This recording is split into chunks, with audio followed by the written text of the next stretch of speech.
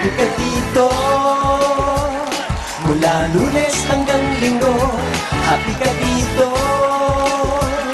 Tuloy-tuloy ang serbisyo, happy ka dito. Ikaw ang bida lagi sa bawat eksena. Mayroon kang kakampi, di ka na malulungkot pagkat narito kami. Happy ka dito sa kapatid. Sa Kapatid Network! Happy ka dito sa TV5. Yay! Sali na sa pagsabog ng saya at tuwa ngayong umaga dito sa Let's Pilipinas! Oh! Aba, meron siguro iba sa inyo ang hindi nakakaalam na ako po ay presidente ng OPM o Organisasyon ng Pilipinong Mang-aawit. Ayan, ang OPM ay gumagawa ng mga proyekto para umunlad ang estado ng mga awiting likha ng mga Pilipino. Ngayong umaga, ang ating 4 na contestant na maglalaro ay ilan sa mga tumutulong na maisakatuparan ang misyon na lumaganap pa ang OPM. Ito po mga kasamahan ko sa aming OPM office. Ito na sila! Come out! Okay, kilalanin natin si Kenneth Garcia. Kirsty Muñoz. James Justiniani. And Tina Remolacio. Ayan, palakpakan po natin sila. Good morning, Ken. Good morning, sir. Ken, ilang linggo ka na nasa OPM? 1 month na. 1 month pa lamang. Siya po ay bago naming kasamahan. Poging-pogi, hindi po ba? Sino dito may gusto kay Ken? Kita mo naman, ano? Ken, available ka pa ba? Hindi na, sir. Bakit? Sino ba yung labi-dubs mo? Secret. What secret? Si Barbie. Barbie? Ano, Barbie ang pangalan niya o code yung Barbie? Code yung Barbie. Code for yung Barbie. Ay, clue na lang. Saan mo ba na-meet yung si Barbie na yan? Co-work to before, sir. Ka-work mo before. Okay naman kayo, going strong kay ni Barbie. Yes, going sir. Thank you, Ken! Kirsty! Hi, sir. Oh, ang dami na naman pumapalakpak dito. Si Kirsty po. Hoy! Hoy! Come on! Yay! Ay! Kirsty, pinapasayaw ka rito eh. Yun lang ang sagot mo. Si Kirsty po, ay ilang taon ka na sa OPM? Since 2011. 2011.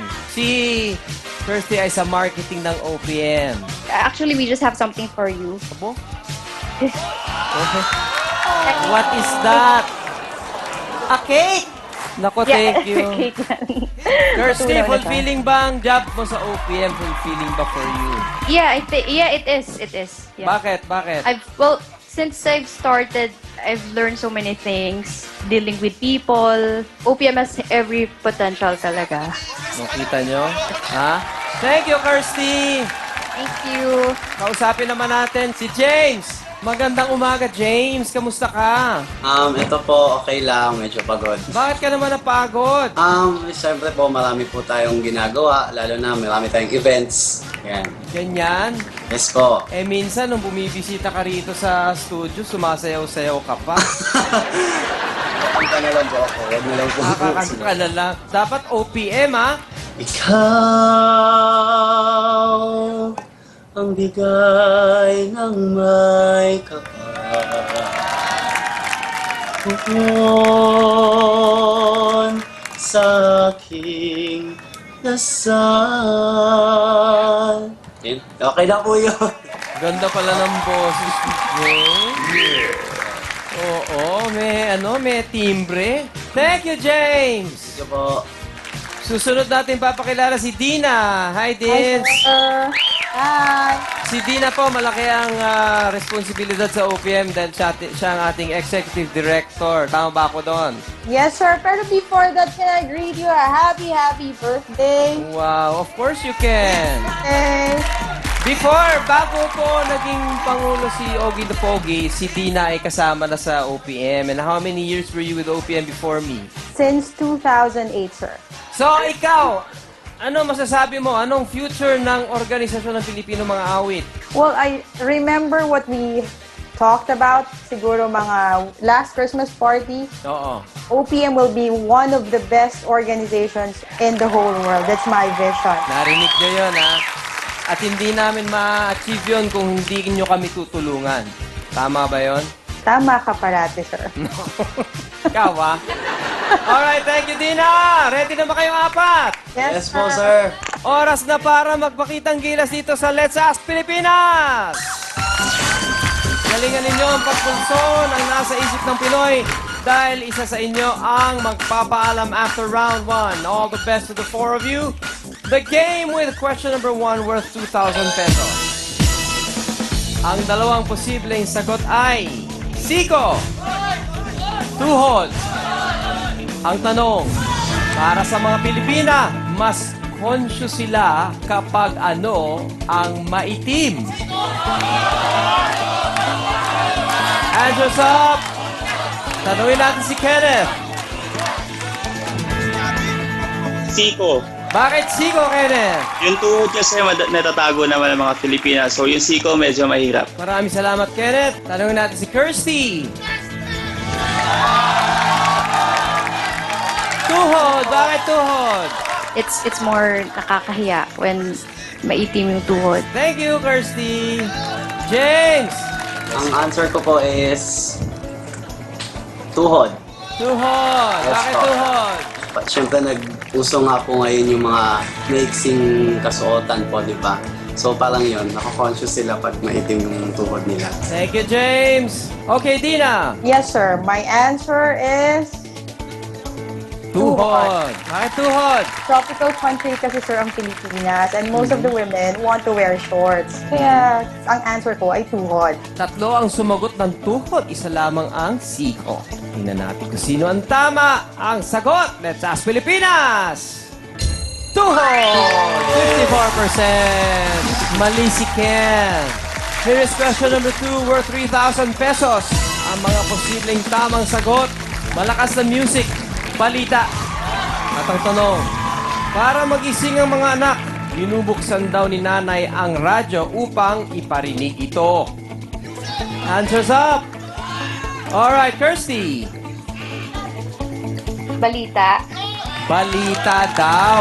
Bakit balita? Kasi for kids, yung mas irritating for the ears. Maliban na lang kung ang balita ay walang pasok ngayon. Yes. Diba? Minsan pagka yun ang naririnig ng kabataan, hey, yes! Diba? Napasok. Thank you, Kirsty. Dina. Sir, malakas na music. Malakas na music. Why? That's what my mom does to me when I was a kid. Thank you, Dina. James. Sir, ang answer ko po is balita. Pwede mo ba sabihin yung balita ng pakanta? Balita! Ganon. Tama? R&B pa, no? R&B. JR. Bakit balita? Ganun po yung mga naririnig ko kasi sa sa iba't ibang mga lugar kasi nakapunta na po sa mga iba't ibang places. Basta ang pang-isip po nila is balita. Lalo na yung sinasabi, maganda. Yes, po. Magandang. Nagigising ka talaga, no? Thank you, James. Ken. Malakas na music. Parang hati sila, no? Dalawa na yung malakas na music. Bakit malakas na music? Based on experience. Ano sinasabi mo? Quiet lang, gising lang. Oo, napakatahim to si Ken, no? Kailan ka ba naging maingay? Hindi ko alam. Hindi mo alam? Saan bagay ka na-excite? madami bagay. Tulad ng, Pagkakain na. pag kay Barbie, hindi ka ba na-excite? Na-excite din. Thank you, Kenneth. Okay, ang sagot. Let's Ask Pilipinas. Balita is 54%. Tama si Kirsty at si James. Mali si Tina at si Ken. Habol, Ken. Narito na ang question number 3 worth 4,000 pesos. Ang mga posibleng sagot sa pinakamaliwanag, sa pinakamadilim. At ang tanong, ito ang pinag-aagawang pwesto sa computer shop, sabi ng kamataan. Bakit? Ano meron sa dilim? Answers up, OPM team. James. Ang answer ko po, boss, ay pinakamadilim. Pinakamadilim. Bakit? So pinakamadilim po kasi parang pag may liwanag po kasi hindi makapag-concentrate. Kasi meron na pong liwanag yung sa computer. Sige, thank you, James. Ken. Sa pinakamadilim.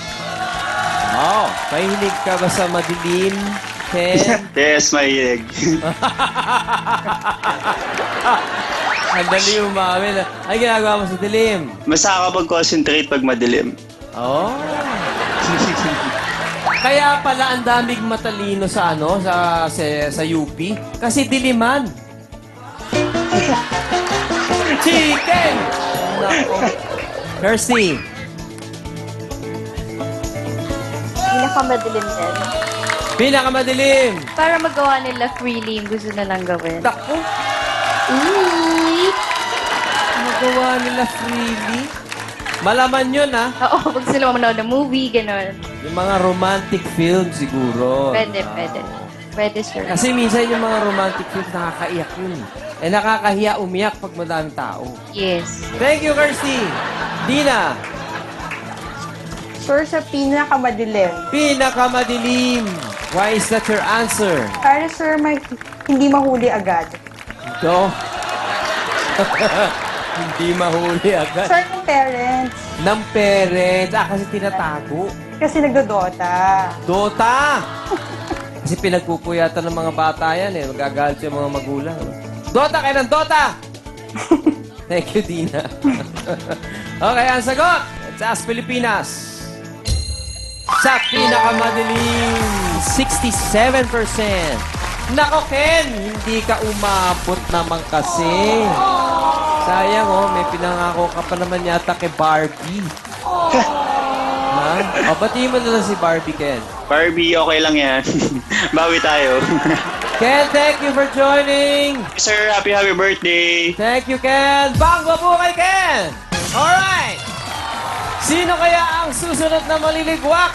Alamin sa pagbabalik ng Let's Ask Pilipinas!